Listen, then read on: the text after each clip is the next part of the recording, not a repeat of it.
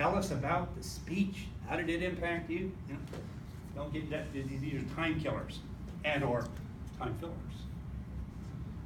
Their process. Some people get up and talk about, well, it's my first time up here on the stage, and I'm really glad to be able to help you with this, and kill me. Okay, and don't talk about, like I said, both variety of gestures. So I've already talked about the being dramatic, using the stage. If you've got a stage platform that's no bigger than this, that's fine. Whatever they give you, use it. Move to that stage corners and talk to this side of the audience. Move over here and talk to this side of the audience about the material that you have to give feedback to that speaker. If you can get a laugh, it scores big points. Hello. Hi. And I can't, come on in, right here. I can't tell you how to do that. I can tell you that you need to make yourselves students of evaluation. And with that, watch as many of the evaluation contests as you can. Watch which evaluators are really good and why. How did they get that laugh? Usually it's something self-deprecating. I got a great laugh in the 2000 contest because this evaluation speaker talked about the one concept that was on the minds of more men than any other concept, and that is male pattern balls. And then she goes on and on, and I'm just kind of a humorous handling of the subject. So I'm up there on the stage, and I said, you know, thank you so very much for your informative presentation. I had no idea that this is what everybody's worried about. Got a big laugh, huge laugh. So that's an example of something that I've used. I happened to go over time 20 seconds in that contest and lost. So I can tell you, you got to watch the time carefully. Yes. All right. The final thing down here, you see that summarization. The judge is going to ask themselves, gee, did they summarize? Because that's worth, guess what? 15 points max. And if you didn't summarize, because a lot of people don't, they give their evaluations, they give it all, the time is going away, they're done, everybody's happy. But if they didn't summarize, guess what? You can't get the goodies here. So, make sure that you summarize. Practice doing that in your club. That way it comes natural for you when you get in the contest. So here's my advice. Fail big, be humble. Suck it up if you lost in the contest. Don't just say, well, I'm done. Come back again, do it again. Work your brain. That's what I did. These are all the contests I failed in. And I can tell you as a firstborn overachiever, it was no fun. But you know what? I learned far more about evaluations in my failings than I ever learned in my successes. And it was from my failings that I learned how to succeed in being an evaluation contestant. So, learn from the mistakes. These are all failures of form. And as you can see, I took my notes up there, one contest, and I'm nervous. That's what I'm like this. Okay. How am I going to get these things to stop shaking? They didn't have a platform or anything for me to put it on. And it's like, oh my God, I'm dead in the water. So make arrangements that there's a lectern off to the side. You can set the notes there. If you need them, they're right there. Okay, fine, but you don't have to touch them. You don't have to give away that nervousness. Okay. Talked about going over time with the clock. Failed to summarize. I've done it all. So, I'm just telling you, you got to be a triumph of form and substance to win at the district level. Okay, so 2006 contest ends. I have again failed to even place, let alone get my name on the trophy. It's like, what am I going to do here? It's like, and then I started asking myself, so how many times do you evaluate in your club? How many times a month? You mean Twice. Once, Once, twice? Yeah, that's kind of where I was. Yeah, once, twice, maybe. All right. So I'm doing 12 evaluations, and then I'm in the next contest. And I'm thinking, 12 times isn't enough. I'm not working my brain enough here. So I said, all right, thank you. I'm going to evaluate every speaker I hear for the next year. And so 3 speakers, I've got 3 sheets of paper, 4 lines per page. First one gets up and speaks, I've got my suggestions. If I'm the evaluator, great, I'm ready to go. If not, I just fold it back up and hand it to them. They got my feedback. So 3 speakers per week, 4 weeks, it's 12 per month. I've now gone up an order of magnitude in the amount of brain work I'm doing, thinking about what am I going to do. If you're not assigned to be the evaluator, it's easy to just kind of just coast and let them talk, and maybe you give them a few notes, but yeah, you're really not working your brain. Let's face it, right? Okay, so by the time I hit 2007, I had given over 150 evaluations in my mind. So I was ready. I didn't need the notes. Everything flowed from there. Okay, so that's my offering. I also suggest that you might want to consider joining an advanced Toastmasters club. My evaluation skills went way up when I joined Toastmasters Extraordinaires. Because we do longer speeches, more in-depth evaluations, more round-robin evaluations. Get to hear from some of the best speakers in the district.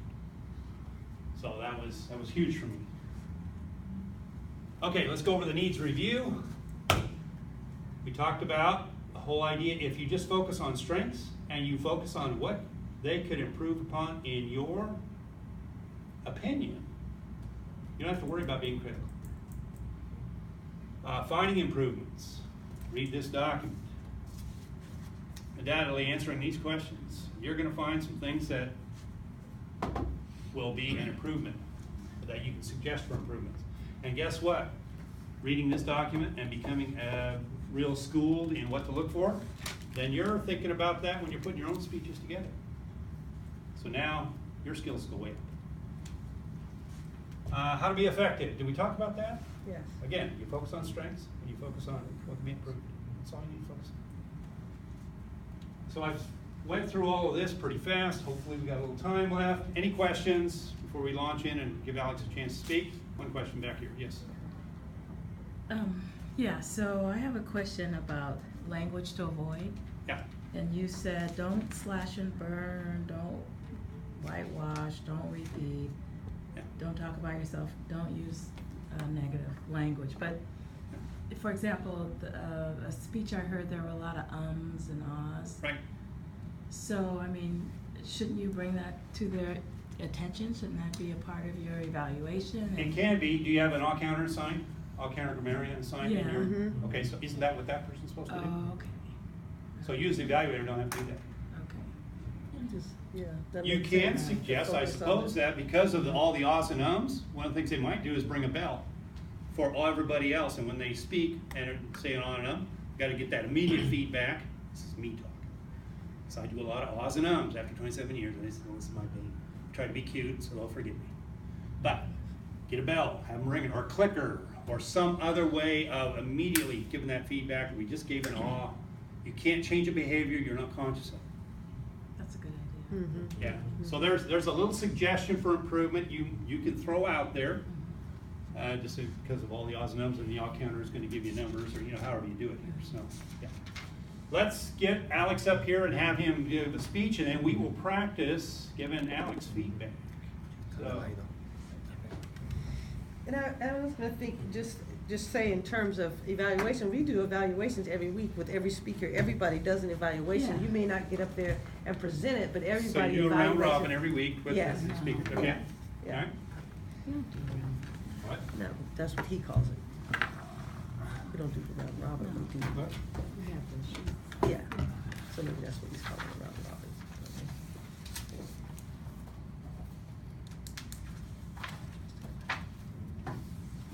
Okay. Thank you, Mr. Toastmaster.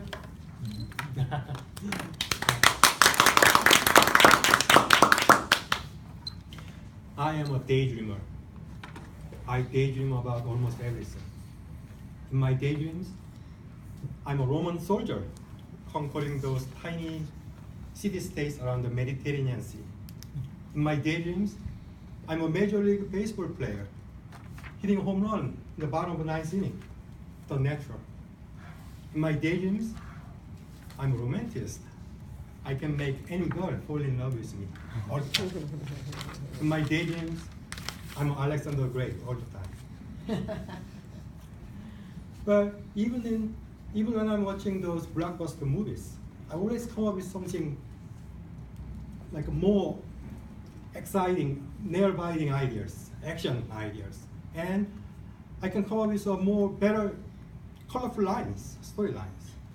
Those Hollywood movies these days, they all seem to have a same action over again, same storylines over again. And especially the ending seems very predictable. I heard that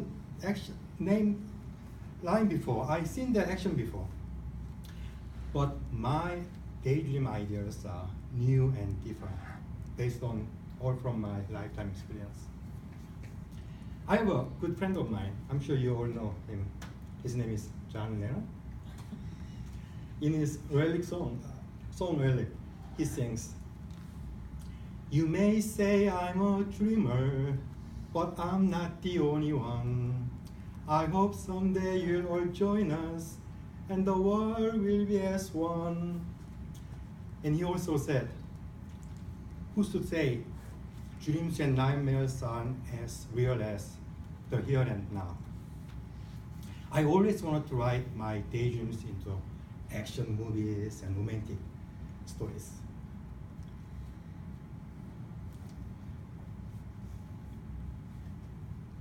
And this Toastmaster experience has helped me a lot in enriching my daydreaming habits.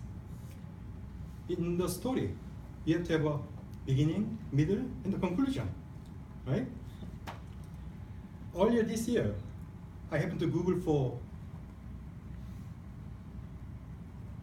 making profit with movie ideas.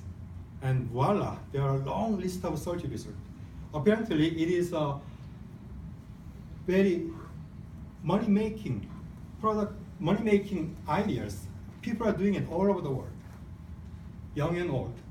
All you have to do is come up with a few storyline, and you send it to Hollywood directors. For example, this lady came up with movie ideas, just few line movie ideas, about a guy living inside Liberty, Statue of Liberty. And there can be a lot of stories, right? Terrorists trying to destroy the symbol of freedom. And this guy living inside the Statue of Liberty trying to protect that symbol of freedom. She sent that to Hollywood movie directors. And in return, she received a paycheck for $100,000. The world's movie industry, they're hungry for new ideas. They want movie ideas that can be next bazillion money-making, pop culture cracking movies like Indiana Jones, Twilight, Iron Man, Superman, and my favorite, Taken 1 and Taken 2. Not just movies, but TV shows and sitcoms. And those wonderful ideas come to you not when you're sitting down in front of your desk with a pencil in your hand, ready to write. But those great movie ideas come to your imagination anytime, anywhere. While you're getting onto the bus, while you're walking down the busy downtown street, or while you're in a bathroom, sitting down. Stephanie Meyer, the author of Twilight, she dreamed of vampire love story in the middle of the night. She woke up and went straight down to her study to start writing about vampire love story. My good friend John Lennon once said, you dream alone is on your dream. You dream together is reality. Wonderful stories, movie stories, come from great daydreamers. Mr. Toastmaster. Thank you. Okay, so here's what we're gonna do. You all took some notes and all that sort of thing. What are the two things we're gonna look for? strengths and improvements. Okay.